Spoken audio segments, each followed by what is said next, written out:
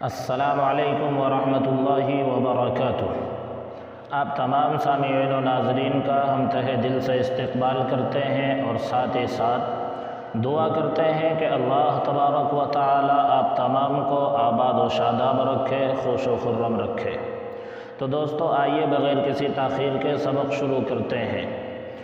بسم اللہ الرحمن الرحیم۔ تختی نمبر 27، اجرائے قواعد۔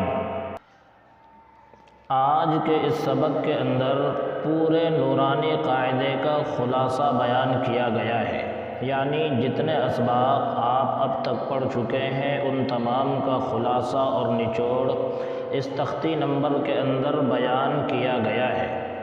اس لیے اگر آپ کو وہ پچھلے اسباق یاد ہیں تو پھر اس سبق کے اندر آسانی ہوگی، سمجھ میں آئے گا، لیکن اگر وہ اسباق یاد نہیں ہے تو پھر سمجھنے میں دشواری کا سامنا ہو سکتا ہے۔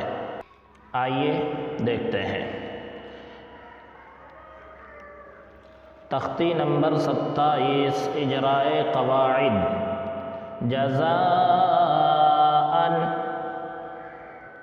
جزاءً میں مد متصل ہوگا کیونکہ حروف مدہ کے بعد حمزہ اسی کلمے میں ہے۔ حدائق، اس کے اندر بھی مد متصل ہوگا کیونکہ دیکھیے حروف مدہ کے بعد حمزہ اسی کلمے میں ہے۔ تو پڑھنے کا طریقہ دیکھیں اور یہ دیکھیں کہ اس میں کون سا مد ہو رہا ہے اور کتنا کھینچا جاتا ہے۔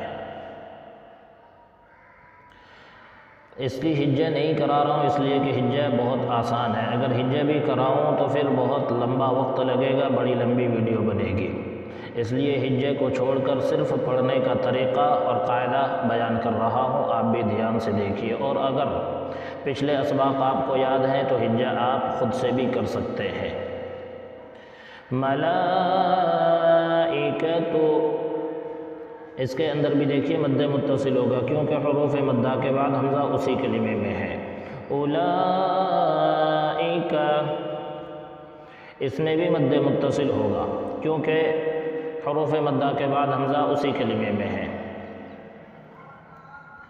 انا اعطیناک الکوثر، انا اعطینا میں مد منفصل ہوگا کیونکہ حروف مدہ کے بعد حمزہ دیکھو دوسرے کلمے میں ہے، اور حروف مدہ کے بعد حمزہ دوسرے کلمے میں ہو تو مد منفصل ہوتا ہے۔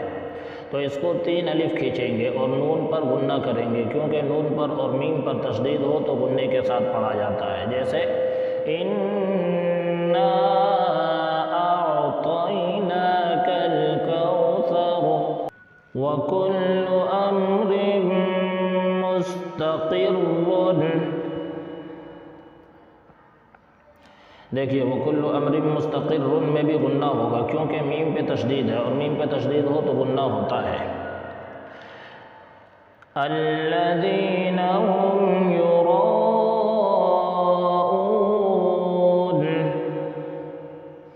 یہاں بھی دیکھیے یراؤون میں مد متصل ہوگا کیونکہ حروف مدہ کے بعد یہ جو ہے یہ حروف مدہ ہے اور اس کے بعد حمزہ اسی کلمے میں ہے، اور حروف مدہ کے بعد حمزہ اگر اسی کلمے میں ہو تو مد متصل ہوتا ہے۔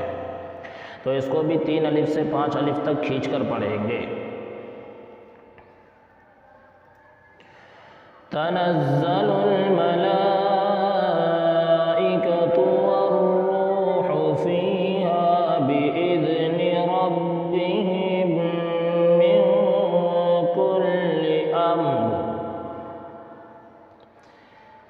دیکھیے تنزل الملائکۃ، ملائکۃ میں مد متصل ہوگا کیونکہ حروف مدہ کے بعد حمزہ اسی کلمے میں ہے، والروح میں واو مدہ ہوگا یعنی 1 الف کھینچ کر پڑھا جائے گا، اور فیہا کے اندر یا مدہ ہوگا، اس کو بھی 1 الف کھینچ کر پڑھیں گے، اور ہا الف زبر ہا میں الف مدہ ہوگا۔ بِإِذْنِ رَبِّهِم مِّن كُلِّ أَمْرٍ، یہاں دیکھو ربہم، میم ساکن کے بعد میم آیا ہے، اور میم ساکن کے بعد میم آئے تو میم کو میم سے ملا کر غنے کے ساتھ پڑھا جاتا ہے، اور اس کو ادغام شفوی کہتے ہیں، یہ آپ نے پیچھے پڑھ لیا ہے۔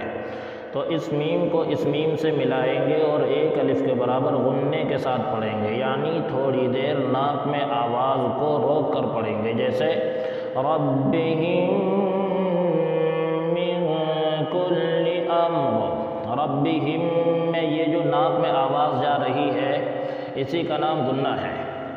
من کل امر، من کل امر میں اخفا ہوگا کیونکہ نون ساکن کے بعد حروف اخفا کے 15 حرفوں میں سے کاف آیا ہے، اس لیے اخفا ہوگا۔ آگے دیکھیے، سلام ہی حتی مطلع الفجر، سلام ہی حتی مطلع الفجر بہت آسان ہے۔ اسلام کے اوپر کھڑا زبر ہے، اس کو تھوڑا کھینچ کر پڑھیں گے، اسی طرح استا کے اوپر بھی کھڑا زبر ہے، اس کو بھی تھوڑا کھینچ کر پڑھیں گے۔ مطلع الفجر، اس فجر کی را جو ہے اگر ہم وقف کریں اس پر تو اس کو پھر پر پڑھیں گے۔ ہمزۃ لمزۃ الذی، اس میں یا مدہ ہوگا، یہ بھی بہت آسان ہے۔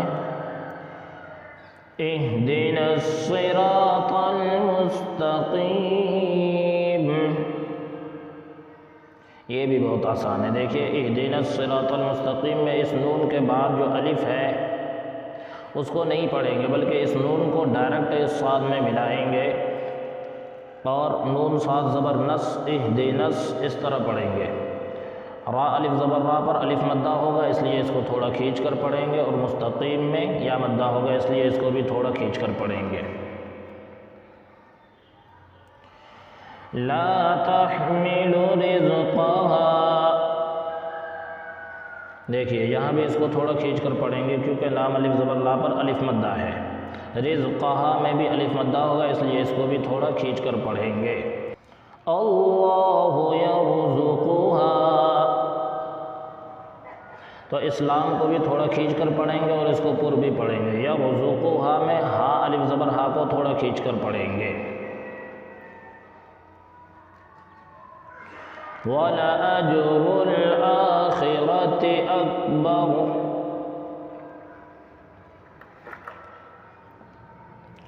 وَلَأَجْرُ الْآخِرَةِ أَكْبَرُ، تو آخرتی میں حمزہ کے اوپر کھڑا زبر ہے، اس کو تھوڑا کھینچ کر پڑھیں گے، اور اکبر میں اگر ہم وقف کریں یعنی یہاں رکیں گے تو را کو ساکن کر دیں گے اور اس کو پر بھی پڑھیں گے کیونکہ را ساکن سے پہلے زبر ہے،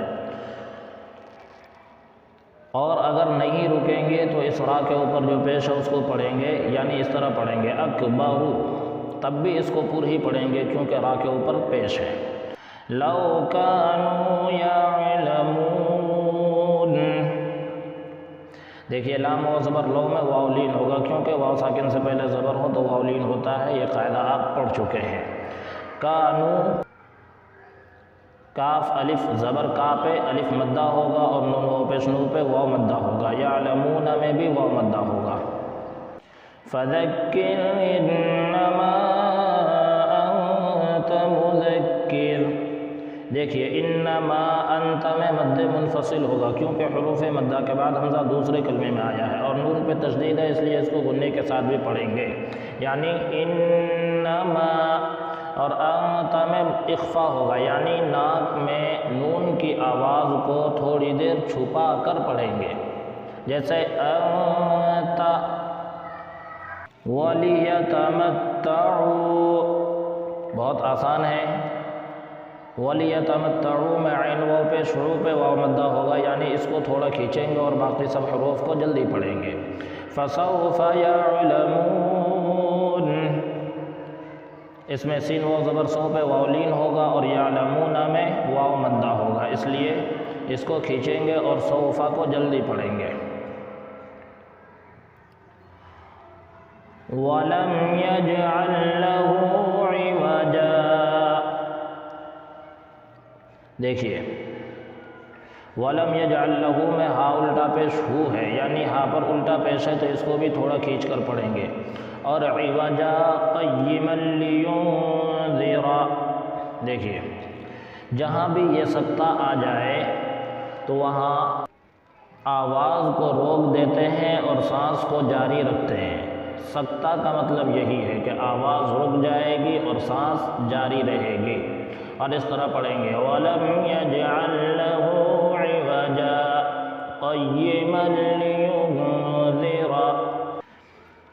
لیُنذِرَ میں اخفا ہوگا، کیونکہ دیکھیے نون ساکن کے بعد حروف اخفا کے 15 حرفوں میں سے ذال آیا ہے۔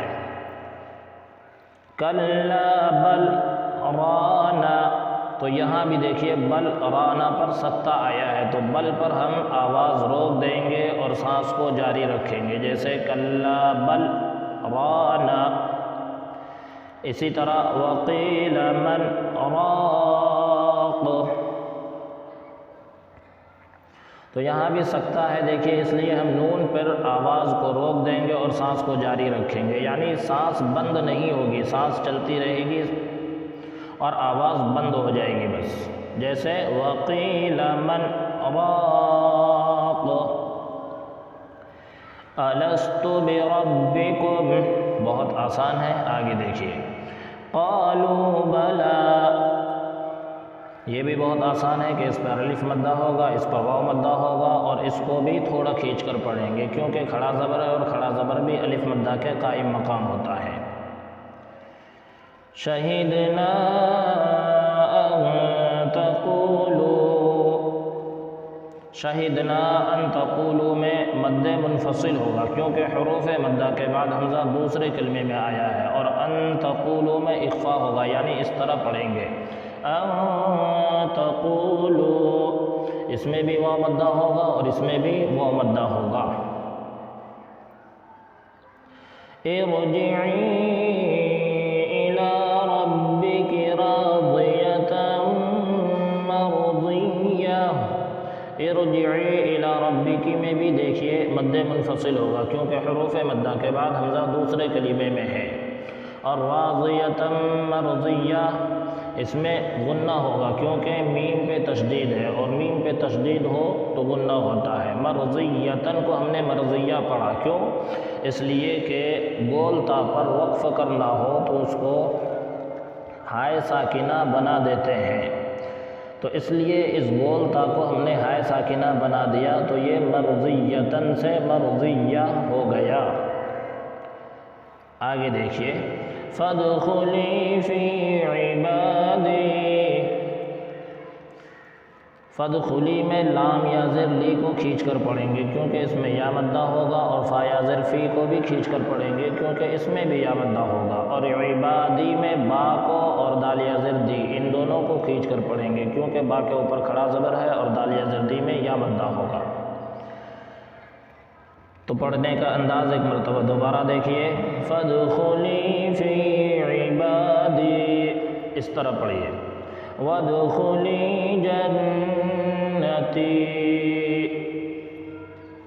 وَادْخُلِی جنتی میں لام یا زر لی کو کھینچیں گے اور تا یا زر تی کو کھینچیں گے، باقی جنتی میں یہ جو نون ہے اس پہ تشدید ہے، تو اس نون پر غنہ کریں گے، جیسے جنتی، اس طرح پڑھیں گے۔ تو یہ آج کا یہ سبق تھا جس میں پورے نورانی قاعدہ کا خلاصہ پیش کیا گیا ہے۔ امید ہے کہ بہت اچھی طرح یہ سبق آپ کے سمجھ میں آیا ہوگا۔ اگر یہ سبق آپ نے سمجھ لیا اور اچھی طرح یاد کر لیا تو انشاءاللہ آئندہ اب قرآن کریم کی باضابطہ کلاس شروع کریں گے اور قرآن کریم کو سمجھ کر پڑھنے کی کوشش کریں گے۔